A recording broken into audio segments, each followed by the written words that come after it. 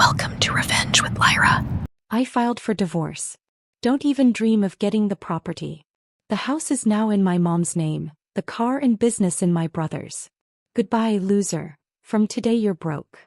My husband thought he was the smartest, tried to trap me, but just 24 hours later, police knocked on his door. My name is Maya Ellis, I'm 32. And if you think you know how this ends, stay tuned. The kitchen echoed with the replay of his voicemail. My husband's triumphant broadcast that he'd divested me of everything. We'd argued, yes, but never like that. Public, cruel, final. He thought the legal paperwork he'd forged in a sleepy Sunday haze would be the last word. He thought he'd won before the judge or a lawyer even saw a signature. He was wrong because he'd underestimated two things I'd quietly built: records and patience. When he left for a meeting that afternoon, chest high with victory, I didn't call a lawyer. I did something quieter first. I sat at our dining table and made a list. Account numbers, dates of transfers, texts asking me to cover this one, the time-stamped emails where he promised to reimburse me for business expenses. I dug up receipts, mortgage payments I'd made, car insurance statements in my name, the original business registration that listed me as a co-owner. Every favor he'd ever asked for had been logged by me, not out of spite, but because I knew one day someone might need proof that I'd been keeping the lights on. That night, I recorded the voicemail he'd left and forwarded it to an attorney I'd met months ago at a nonprofit board meeting. A woman who respected facts and moved faster than gossip. I attached the file, then another. Screenshots of the forged documents he'd bragged about. The email subject was succinct: possible fraud, please advise. Meanwhile, I packed a small bag. In the morning, the police would come. Not for me but for him.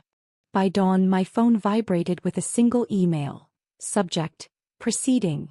My attorney had wasted no time. Attached was a list of immediate steps: asset verification, injunction filings, and a note in bold: do not confront him directly. Let the law do the talking. For the first time in months, I obeyed silence. By 8 a.m. I was sitting in my car outside our joint business, the one he'd just transferred to his brother's name. Through the tinted window, I watched him swagger across the parking lot, waving his coffee, greeting employees with that practiced smirk of invincibility. The man looked untouchable, confident in his deception. Inside, my lawyer's paralegal was already waiting at the county clerk's office, filing an emergency stay on all transfers pending investigation. Every asset he'd moved in the last week, house, car, business, was temporarily frozen.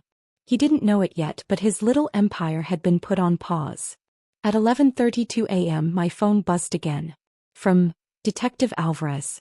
Mrs. Ellis, thank you for providing the recordings and financial records. We'll be reaching out to your husband this afternoon. Please remain available for a statement. I exhaled, shaky but grounded. That evening when I returned to my apartment, my husband's number lit up the screen. 20 missed calls. 5 voicemails. I didn't listen to any of them. Instead, I placed my phone face down, poured myself a glass of water, and finally turned on some music. Something I hadn't done since the marriage started unraveling. At 9:14 p.m., my lawyer texted one line that made my pulse slow to calm rhythm. Search warrant approved. He'll get his knock tomorrow. I looked out the window at the still night. Tomorrow wasn't revenge, it was restoration. For once, he'd hear silence not as surrender but as strategy. At exactly 7:02 a.m., my phone buzzed with a message from Detective Alvarez. Officers en route for property verification. Please remain home. I didn't need to imagine the look on his face when that knock landed. The same front door he'd slammed in mine when I moved out was now the one the police would step through with a warrant bearing his name. I brewed coffee, steady hands for once. Every sip reminded me that justice wasn't cinematic. It was methodical. It smelled like paperwork and burnt toast. By 8:15 my phone lit up again. Private number. I let it ring. Then came the voicemail. Maya, please. They're saying fraud, I just need to talk. You don't understand, this was all a miscommunication. Delete. My lawyer called next. They found the documents, she said. Every transfer tied to your signature has metadata linking back to his devices. You're clear, Maya. He's in trouble. Clear. The word landed like oxygen.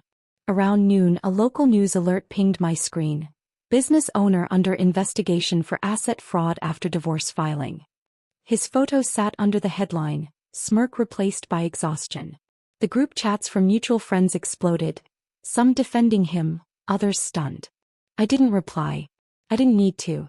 At sunset, I walked to the window and watched the police cars still parked outside our former business. The sirens had gone quiet, but the blue lights flickered against the glass like ghosts of every warning I'd ignored. Ethan texted me from work. "Justice isn't revenge, it's peace with paperwork." I smiled faintly. Exactly. That night, as I finally turned off my phone, I realized something. I didn't want him punished. I just wanted the truth to have a voice, and now it did. The next morning, headlines had already taken over social media. Local entrepreneur under investigation for financial misconduct in divorce case. Underneath, comments piled up. People who once toasted our marriage now whispering in digital corners. I sat in my small rented apartment, sunlight spilling through blinds, scrolling without emotion. My ex-husband Daniel always loved being admired. Now, every notification was his downfall. A knock on my door startled me. It was Detective Alvarez again, polite, professional but direct. "Mrs. Ellis," he said, "we've seized the property transfer records. You'll be contacted about restitution. Most assets were moved fraudulently. So, everything he tried to hide will likely revert to your name," he confirmed. "But more importantly, you're officially listed as the complainant, not the accused. You did everything right." After he left, I stood there a moment, leaning against the door. Relief didn't come like fireworks. It came quietly, like exhaling after years of holding your breath. Later, I drove past the old house. Police tape fluttered in the wind, pale yellow against the brick facade. The windows were dark, the front lawn overgrown. For all his talk about winning, Daniel had lost the one thing he couldn't buy: control. My phone buzzed again, a message from his mother. "I don't know what you told the police, but you've destroyed our family." I didn't reply. She'd believed every lie he'd told, that I was unstable, manipulative, emotional. But emotional didn't mean weak. That night, I sent my lawyer one final document, a request to donate half of the business proceeds, once recovered, to a women's legal aid fund. Let Daniel keep his silence. I had purpose now. And purpose, I'd learned, is louder than revenge. By Friday, the chaos had rippled through Daniel's entire network. His brother's bank accounts were frozen. His mother's new property title had been nullified. And his once thriving business had been officially placed under state review. I didn't celebrate. I just went back to work. The office felt lighter that day. People smiled differently at me, not with pity but with quiet respect. The woman they thought would crumble had instead documented, strategized, and outmaneuvered. At lunch, my coworker Jenna slid into the chair across from me. "You really did it," she whispered. "You actually fought back." "I didn't fight him," I said, stirring my coffee. "I just stopped protecting him." That evening, my lawyer called again. "Daniel's bail hearing is scheduled for Monday," she said. "He's trying to claim the documents were signed under your consent. Do you have that email chain we discussed?" I smiled faintly. "The one where he forgot to delete the draft?" "Already forwarded." "Good," she said. "Then you've just sealed it." After the call, I opened my old photo album, the one labeled Life Before. I looked at the pictures, our wedding smiles, vacations, dinners. In every one he was at the center, perfectly framed. I was always slightly blurred, half in focus, half forgotten. I closed the album. That chapter was over. As the weekend arrived, Daniel's name trended online again, this time accompanied by words he'd never imagined would describe him: fraudulent, controlling, exposed. At sunset, I walked outside, barefoot on the cool grass of my small backyard. The world felt quiet again. For years, I'd tried to prove I was enough for him. Now I realized, I'd always been more than enough. He just wasn't capable of seeing it. And that blindness had cost him everything. The following Monday, courtroom air smelled of cold marble and tension. Daniel stood across from me in his tailored suit, his charm cracked into something desperate. The judge's gaze was sharp, the kind that slices through ego and pretense alike. My lawyer, calm and precise, began the hearing with one sentence that shifted the entire room. "Your Honor, we have verifiable proof of forged transfers and fraudulent intent, committed after the divorce filing." Daniel's smirk faltered. His attorney scrambled through folders, muttering objections that died before they reached full sentences. Then came the recordings, the voicemail where he bragged about moving assets, the digital trail linking every transaction back to his devices. When the forensic accountant displayed the timestamp metadata, Daniel's face drained of color. His confidence melted into something pitiful. The judge leaned forward. "Mr. Ellis, this is deliberate deception under oath. Do you understand the severity?" He nodded mutely. I didn't look away. For years, I'd been conditioned to shrink when he spoke, to soothe when he shouted, to carry the guilt he deserved. Today I simply existed, unshaken. My lawyer rested her hand lightly on my arm. "He's facing charges of fraud and asset concealment. You'll retain ownership of all joint property." It wasn't triumph I felt. It was closure stitched with exhaustion. Outside the courthouse, reporters hovered, microphones extended. "Mrs. Ellis, any comment on your husband's arrest?" I smiled faintly. There's nothing left to say. The truth spoke for itself. That evening I drove past the police station where his car sat impounded. The same luxury model he once bragged about, now wrapped in caution tape. I parked for a moment, whispering quietly to the night, "Goodbye, Daniel. Enjoy your empire of lies." And then I drove home, free, not victorious, just finally done. Weeks passed, and with every headline that mentioned his name, I felt a strange mix of sadness and release. The man who once boasted about control now faced 3 criminal charges: fraud, perjury, and property concealment. His empire had crumbled faster than I could have imagined. The court appointed a financial trustee to handle asset redistribution. I didn't even attend the second hearing. My lawyer sent me a simple update. All properties reverted. You are now the sole legal owner. That night I walked through the old house, my house now, in complete silence. Dust floated in the evening sun like memory fragments. The walls still smelled faintly of his cologne, and for a brief second the weight of everything hit me. This was the same living room where I'd once begged him to listen, to treat me like a partner instead of a pawn.